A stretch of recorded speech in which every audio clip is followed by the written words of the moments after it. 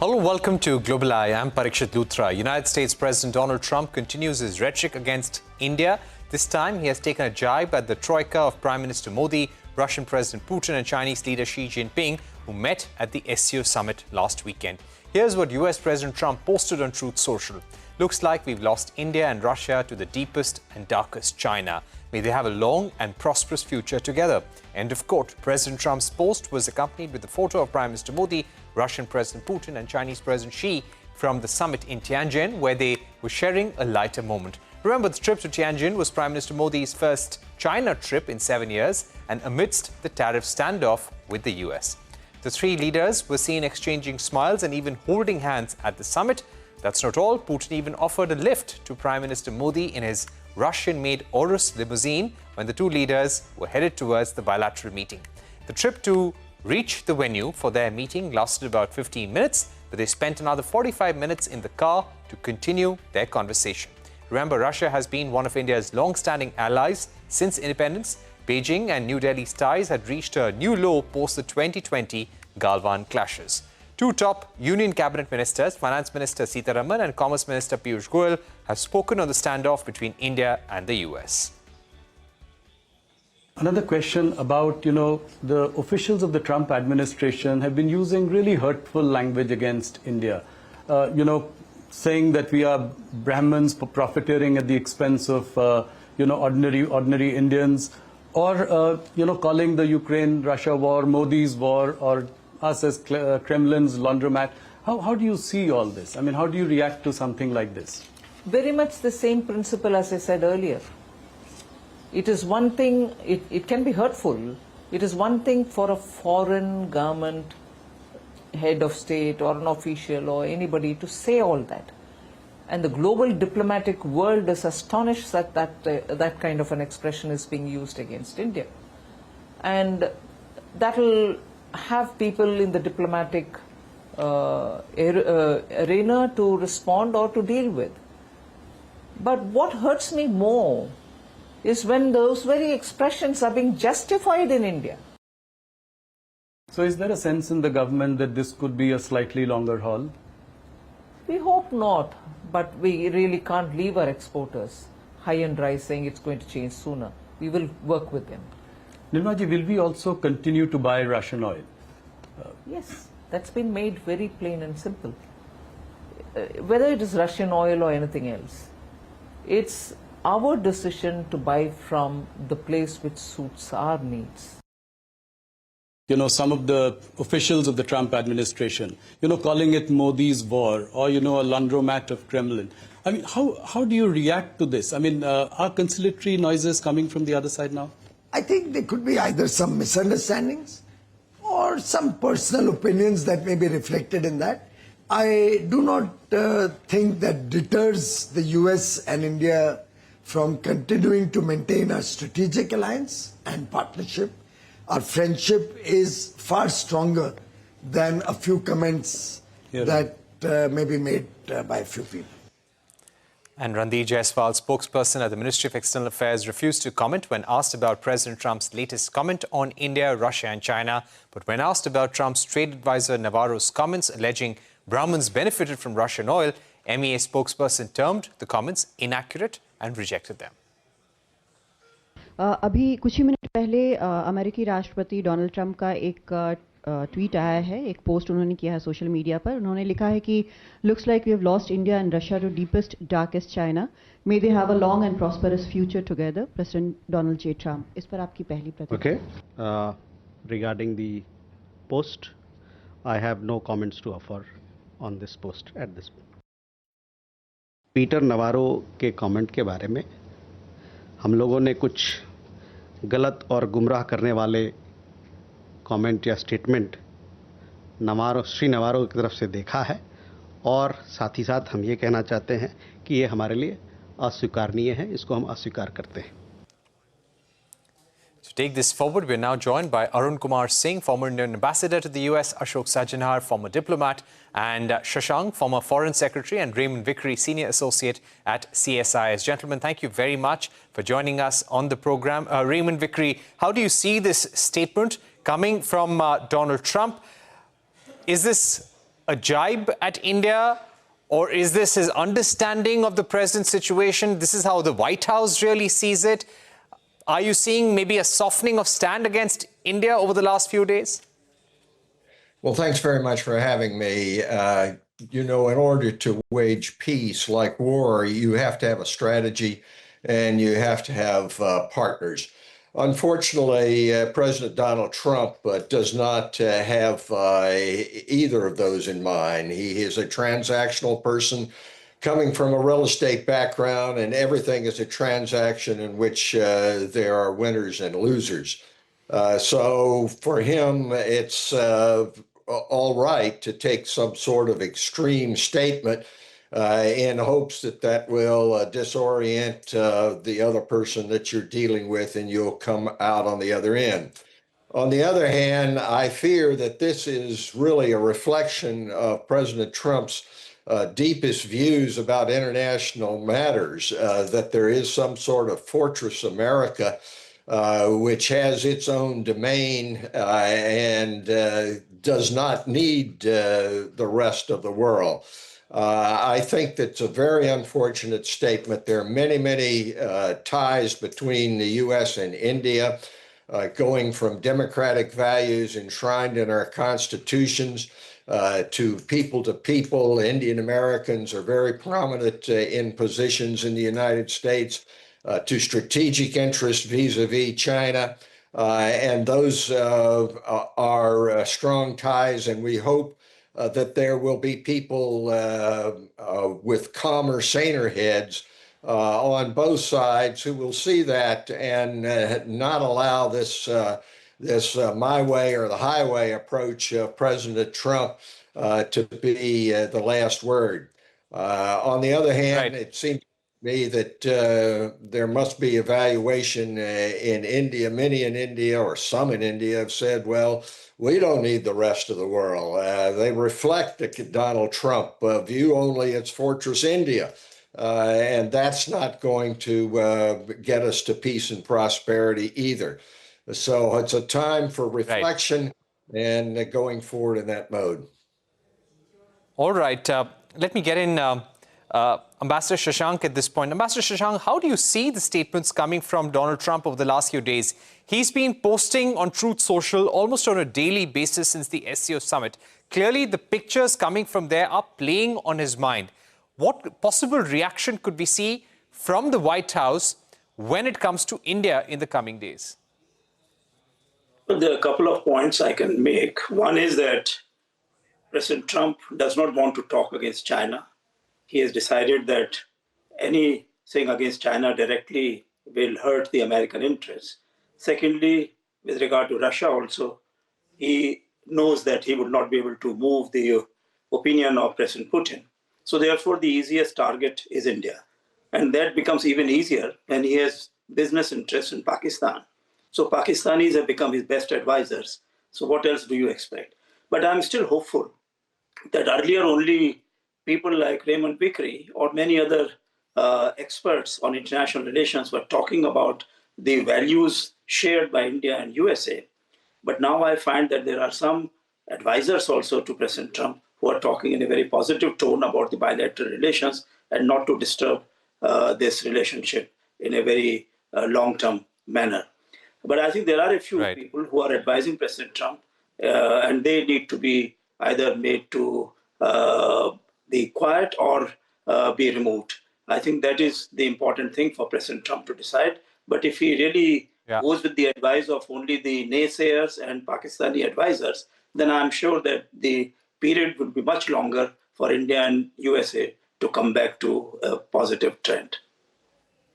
All right. Let me now go across to Ambassador Sajjanhar. Ambassador Sajjanhar, in the last few weeks, one thing is very clear. When it comes to even the trading relationship with India, Donald Trump is now viewing it through the Russia-Ukraine lens. Can you help me bring the war to an end? Will you stop buying Russian oil? And any kind of trade deal or understanding is now contingent on that. Everything is revolving around that. But in the context of this, how do you see this statement? Looks like we've lost India and Russia to the deepest, darkest China. May they have a long and prosperous future together. Donald J. Trump. He's just posted this on Truth Social a few hours back. It has been said a lot over the last few months that we need to take Donald Trump seriously, but not to heart. But we have to take him seriously. So how do you read these comments?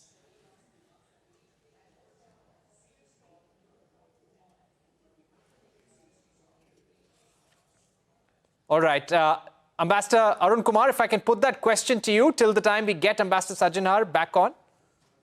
No, thanks, Parikshit. So, it's unfortunate, but there is really no factual basis to what President Trump has put out in the tweets. And if he were not the president of a major country, nobody would have paid attention to it. If a student had written this at a university, I think teacher would have given them a failed grade. Or if one of the policy analysts has said this, I think they would have lost their credibility. Because if you really look at it, Russia and China now have had a close relationship for a long, long time. Many people have pointed out that in February 2022, before the Russia-Ukraine conflict started, when President Putin had made a visit to China, the joint statement that came out at that time had spoken of a no-limits partnership. And then later, when President Xi had visited Russia and he was leaving from there, the open mic caught a conversation of President Xi telling President Putin that changes are coming that we have not seen in 100 years, and we are together driving those changes. So Russia and China, for various geopolitical reasons, have now had a very close relationship for a long, long time. And therefore, to suggest that something new is happening at this time, I think it's just a justification, because there was a narrative creation in the US that there was justification for President Trump to reach out to President Putin and try and generate pressure on Europe, on Ukraine to compromise as a way of breaking Russia away from China, doing what was called a reverse Kissinger, when in 1971, Kissinger had contributed to the process of sharpening the divide between China and the Soviet Union.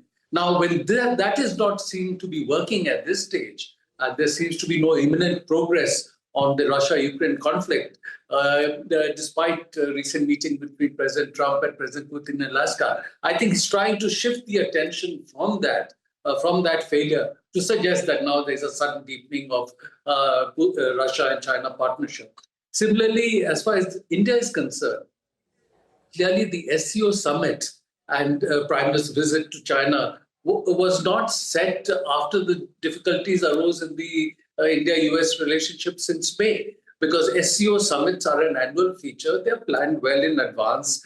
Schedules of leaders have to be coordinated. Now, of course, the meeting takes place in the context of a certain international atmosphere, but the scheduling of meeting was not related to the challenges in the US-India relationship at the moment. And the fact of some easing of tension between India and China is something that was started since October last year, when the Indian Prime Minister and President Xi met in Kazan, and there's been some progress. But still, you can't rule out that, suddenly there may be some incursion along the LAC, creating new challenges for the India-China relationship. Therefore, to suggest that suddenly a whole new situation has arisen, is just, playing on the optics and emotions of the moment. All right, let me go across to Ambassador Sajjanhar. Welcome back on Global Eye. Ambassador, right now, the MEA spokesperson has said that we've seen inaccurate and misleading statements by Mr. Peter Navarro and obviously reject them. Now, Peter Navarro has been particularly harsh on India, calling India a laundromat for the Kremlin, saying that we're flipping, oil bought in the black market. We're profiteering from Russian oil. We're supporting Putin's war as well. So some very strong comments, unlike even Donald Trump. Donald Trump has been hard on India, but he's not used that kind of language. Do you think India can literally cut off Peter Navarro from the overall equation, and currently he does not reflect the view of the White House or the US administration? At the moment, I think he would be reflecting the view of President Trump, if not of the US administration, definitely as far as President Trump is concerned. And I'm sure he couldn't be making all these statements without either express or indirect approval from President Trump. But I think what has also happened is that most of the appointees in the White House and around Mr. Trump, they owe their positions to Mr. Trump. So I think they are looking at what Mr. Trump would like them to say or do. And they are doing exactly that. And, in terms of what they say and how they say, they have huge amount of latitude. But I think we have stated very clearly that if the whole idea, as far as Mr. Trump is concerned, is that Russia should be punished because India should be punished because it's buying oil from Russia and Russia's coffers are being filled, then of course there are so many other contenders for this. As far as China is concerned, as far as EU buying LNG from Russia is concerned. And as Mr. Putin told Mr. Trump in Alaska, that the trade between Russia and the United States had increased by 20% over the last 4 or 5 months since Mr. Trump came to office. So I don't think it is, doing more trade with Russia and giving it more funds to continue the war with the Ukraine. As I think it has been stated often in your program, I think it is some personal pique and, related possibly to the fact that India has declined to support President Trump's nomination for the Nobel.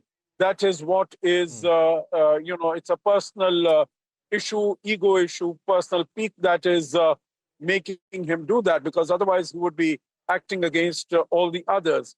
As far as Mr. Navarro's statement is concerned, the MEA has rejected it totally, as you have mentioned. I think as far as Mr. Trump's statement today is concerned, I think that's very inaccurate because India still values its relationship with the United States. We have said this very many times, irrespective of what Mr. Navarro has said or Mr. Scott Bessent has said. We have adopted a very balanced, a very sober, a very measured tone in responding to all these comments. We have not moved to that level. So I think I'm hopeful that going forward in not too distant a future, we'll be able to bring the relationship on track. All right, we all hope that, but I'll request all our guests to stay with us. We're taking a short break. We'll be right back.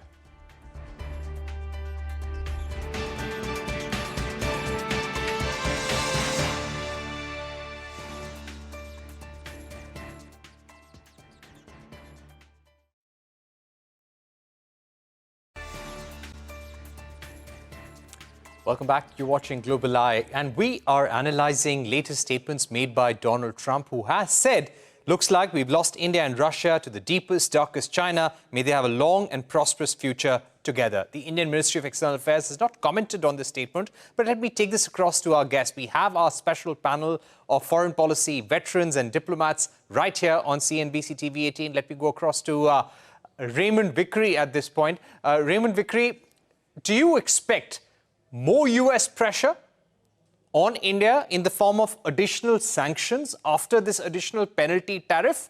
Or would this be a lowering of temperature that you're expecting? Well, I think it's important to recognize that India and the U.S. Have a problem here, which is broader than just U.S. pressure on India or the India-U.S. relationship. It is a broad problem of world peace and prosperity. As you may have seen, Donald Trump has moved to rename our Department of Defense the Department of War. This adherence to the great powers each having their own domains is the essence of what happened prior to World War I, which led into World War II. And you throw into that mix the question of nuclear weapons, and you get an extremely difficult and volatile situation. India is a great nation. It is time for India to step forward and provide leadership. One wonders whether or not it's in India's interest to be clubbed so closely with China and Russia. whether it's in India's interest to really turn a blind eye in regard to what Russia has done in terms of transgressing the values of the U.S. and UN Charter against the invasion of a neighbor. Now, will there be more pressure? Right. This is a tactic of Donald Trump. Okay. Forget Peter Navarro. Peter Navarro is a very fringe kind of guy. And he's basically going to do, if Donald Trump tells him to sit down, he's not even going to look for a chair. So I think, all right. Raymond Vikri, I'll quickly take closing remarks from all our panelists. Ambassador Shashank, your thoughts? You know, we were speaking to S&P guests earlier today, and they said 50% tariffs will not stay beyond the end of 2025. Will Donald Trump come for the Quad Summit? I think India must keep trying to bring about peace in Asia and the world, and we'll continue our efforts. For that, it is extremely important that we should be considered as credible partners by Russia and China. And also, we need to increase our economic strength. And for that, Atmanirbhar Bharat campaign, Viksit Bharat campaign need to be continued. As regards the US-India relations, I think we need to keep in mind that in USA we have many friends also. So it is not a question of either or. It's a question of how soon can President Trump change his mind about the value of India-US relations. All right, let me take closing remarks now from Ambassador Sajjanhar and Ambassador Arun Singh as well. Ambassador Sajjanhar, India has been now making efforts to show that it's concerned about the Russia-Ukraine war. Yesterday, you had the External Affairs Minister speaking to his counterpart in Ukraine. The Prime Minister has spoken to the Ukrainian president almost twice now. He's held conversations with Putin. Is India now showing earnest efforts towards ending the Russia-Ukraine war? Is this our signal to the Trump administration saying that, hey, we are trying, we're doing what we can, let's put the relationship with India and US on track? No, absolutely. I think India has been speaking about peace and dialogue and diplomacy right from the beginning. Parikshit, you would recall September 22 in Samarkand, that's what the Prime Minister told President Putin. And we have been speaking about that all along. And I think the world or the countries involved recognize it. That's why Mr. Zelensky spoke to Prime Minister Modi just a day before he was to meet Putin. That is why you have President of the European Commission, Ursula von der Leyen, and the President of the European Council, Andres Costa, speaking to the Prime Minister and requesting him to take a role in bringing peace in that area. So definitely India is trying its very best. India has no role, meaning calling it Modi's war is a total misunderstanding of the situation.